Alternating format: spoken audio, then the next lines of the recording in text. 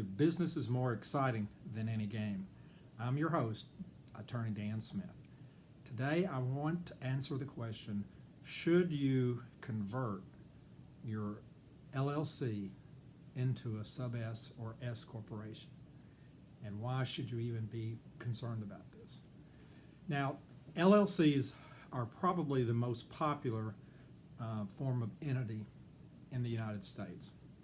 Most small businesses if they choose to form an entity for their business, typically choose the LLC form because it's simple, it's flexible, it's easy, and it's become, in many ways, the default entity of choice throughout the country, just because of its ease of use and its simplicity. So it's not unlikely, if you're listening today or watching today on video and you're a business owner, a small business owner, it's not unlikely that your form of business is an LLC.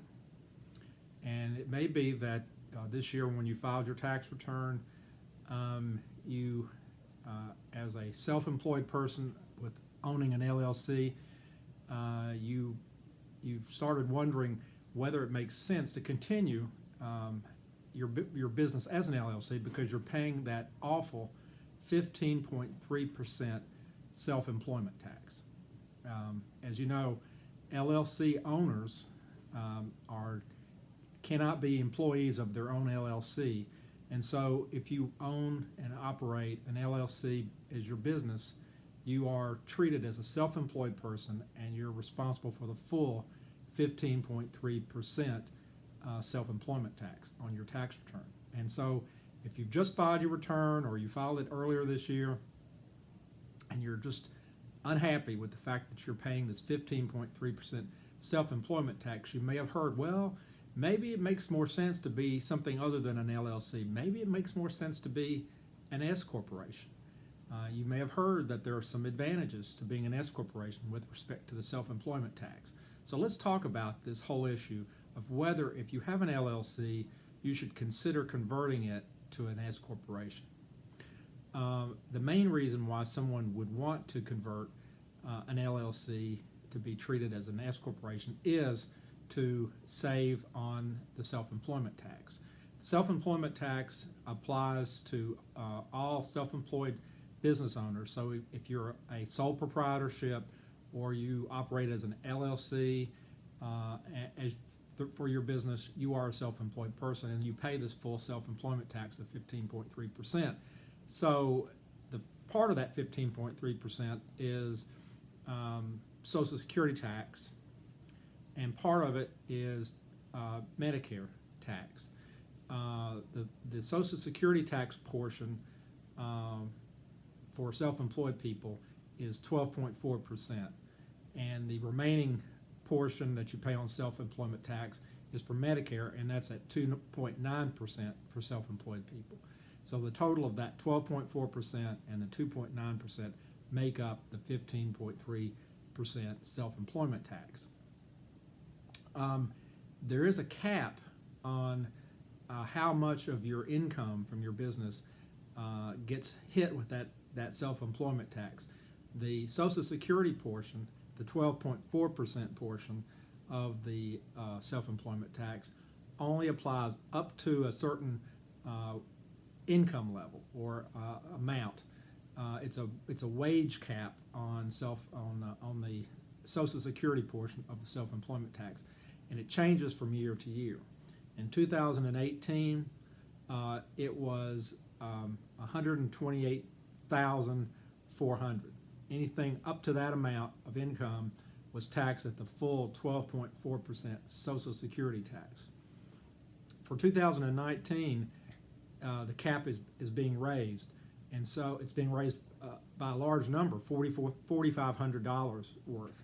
And so for 2019, the wage cap for Social Security tax purposes is now $132,900, which means income for self-employed people up to that full $132,900 level will be subject to the 12.4% Social Security tax. Now, The 2.9% Medicare tax doesn't have a cap.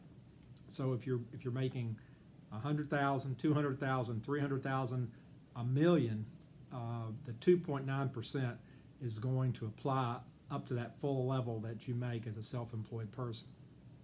So it may be that if you're in a situation where your income is at a high enough level that the 15.3% self-employment tax is getting to be a problem for you, or if you're even above the wage cap for Social Security and you're going to get hit with that 2.9% Medicare tax on the full amount that you make, you may want to consider the possibility of converting your entity, or having it treated at least, as a sub-S corporation or an S corporation.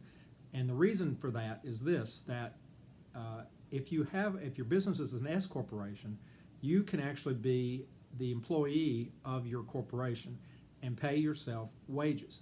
So rather than being self-employed and paying the full 15.3% self-employment tax, you can pay yourself wages.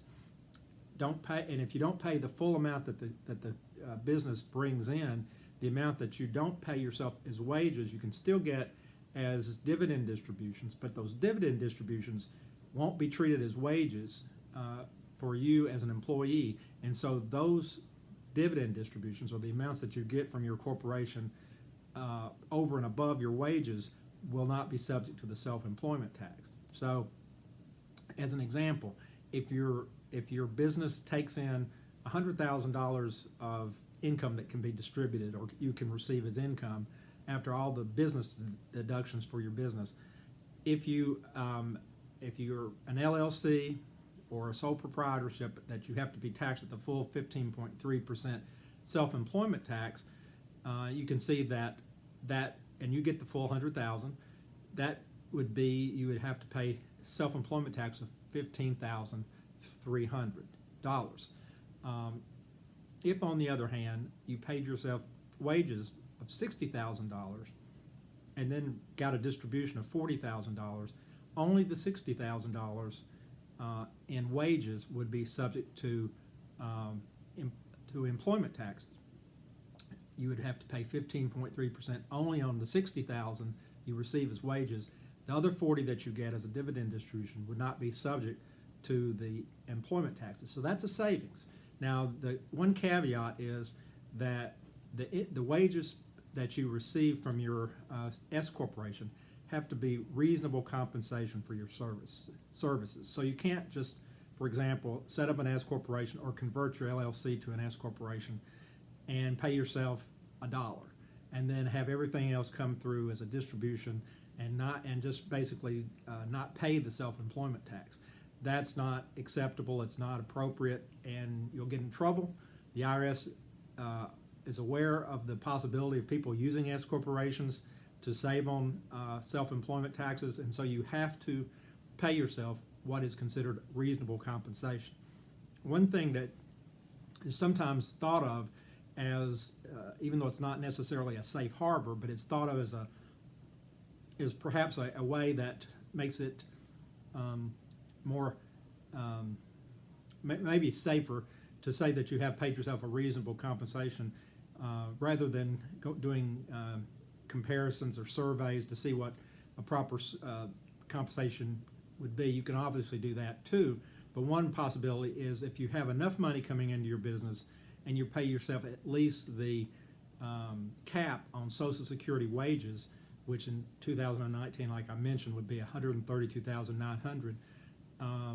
You're not by paying the rest of the money that may come into your business as dividends. You're not underpaying any on the Social Security portion of the payroll tax.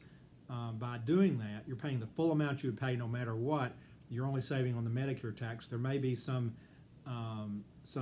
comfort in doing that, but I would recommend and suggest that before you decide to do a conversion from your LLC to an S corporation, or to have file the paperwork to have your LLC treated as an S corporation, you need to talk to someone who can advise you on your specific facts and circumstances to see if it makes sense for you tax-wise, and also what would be the appropriate reasonable compensation that you would pay yourself as an employee of your S corporation.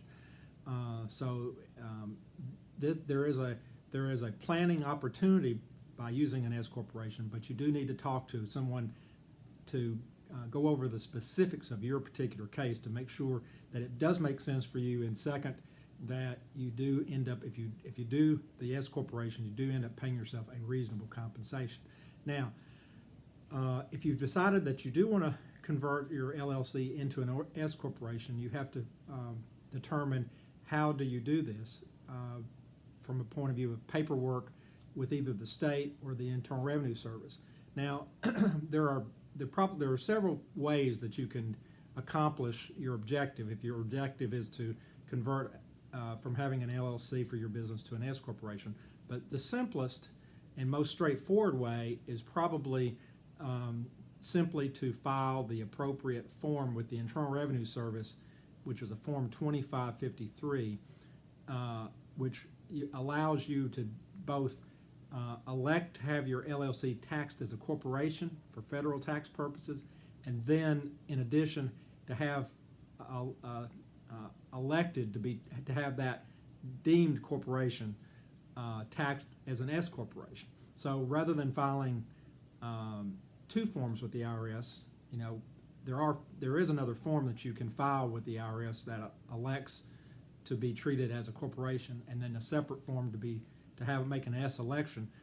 If you do that, then there'll be two forms to file. But the simplest, most straightforward way is simply to file a Form 2553, elect to be taxed as a corporation, elect to be treated as a corporation or an association, and also elect S corporation status. Now there are deadlines for filing this. You need to talk to your advisor about when you would need to file your form and how it should be done. But that is typically how LLCs can be taxed for federal tax purposes as S corporations. You don't need to file anything with the state to actually convert your LLC to a corporation, because for state tax purposes, your entity, your business will continue to be an LLC.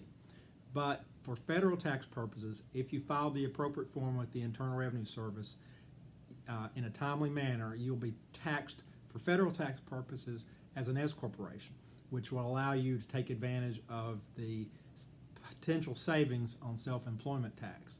Now, one big warning and caveat to anyone who's considering converting from an LLC to an S corporation: if you have an operating agreement for your LLC, and you may not if you're a single member LLC, if you're the sole owner, you may not have ever gone to the trouble of adopting an operating agreement.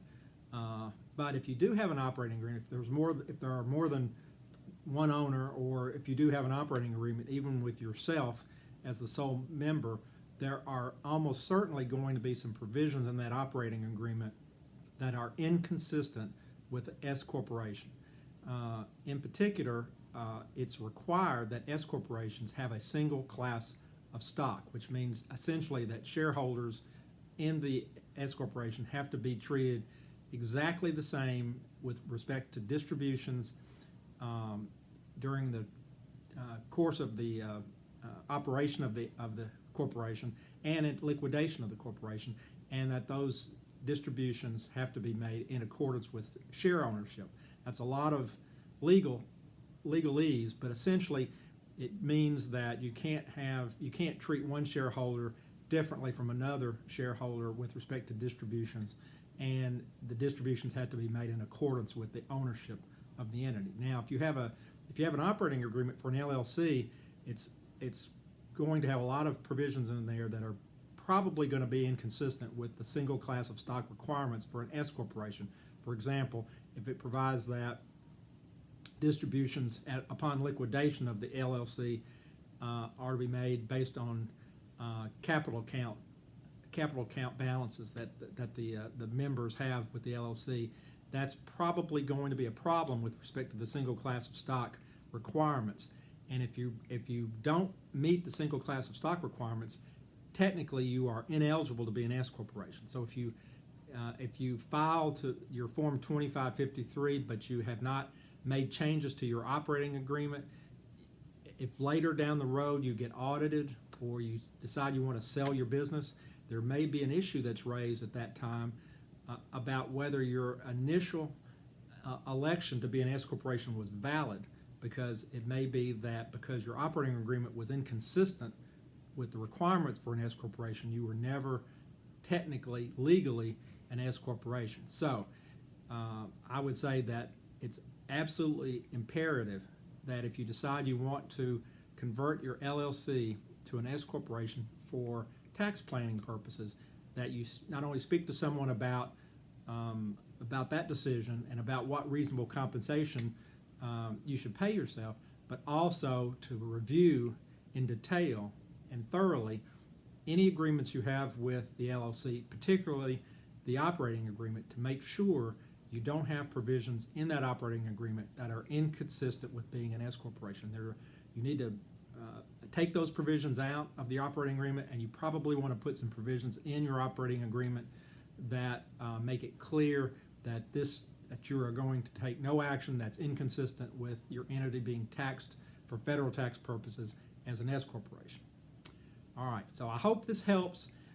If you're considering changing your business from an LLC to an S corporation for federal tax purposes, you have some things to think about. You have to think about whether it makes sense for you from a tax perspective, what your reasonable compensation should be, and most importantly, probably at the very end of your discussion with your advisor, is making sure that your operating agreement for your LLC is not inconsistent with S corporation status. And obviously, you have to make sure that you file your form with the Internal Revenue Service, because you cannot be an S corporation unless you timely file your election to be an S corporation, the Form 2553.